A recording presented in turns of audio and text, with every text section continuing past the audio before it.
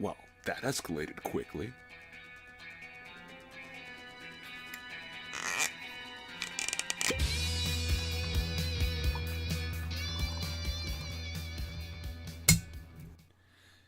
No, we're not all immigrants.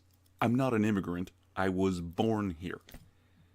If I'm not native to Canada, to what country am I native? Some other countries I've never even visited?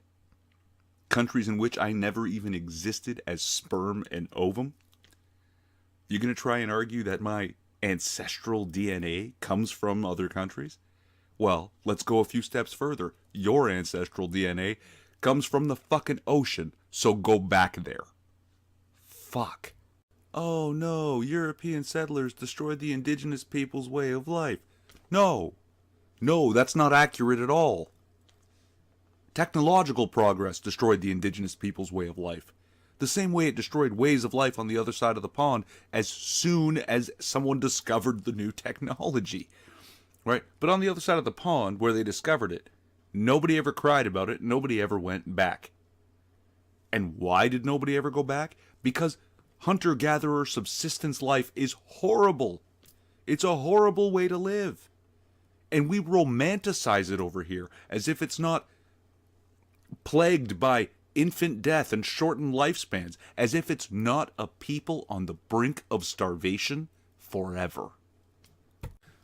By the time Europeans landed on these shores, there was almost no town in Europe that didn't have a local blacksmith.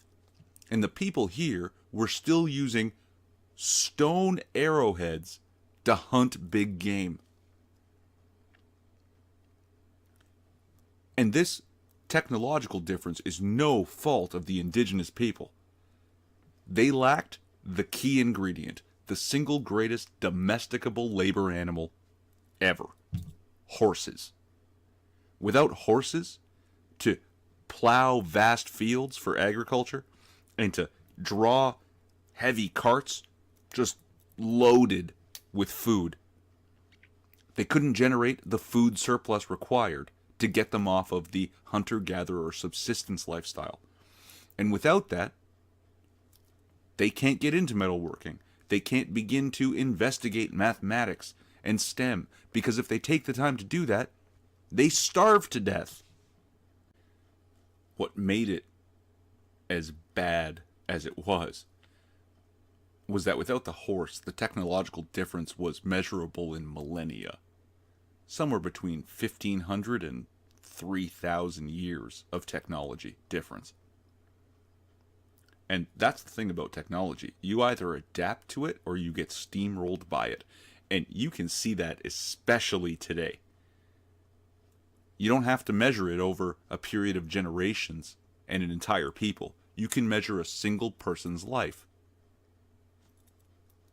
When I was a kid, rich people had computers. Now, I lack certain computer skills and am limited in what kind of job I can get.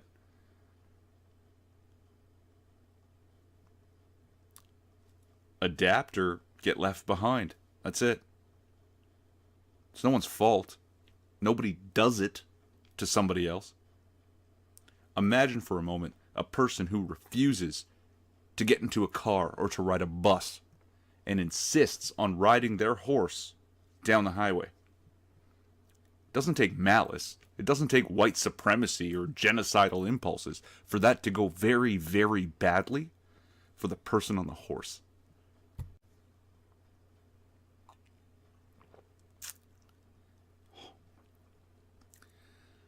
Yeah, happy Canada Day, you filthy white colonials.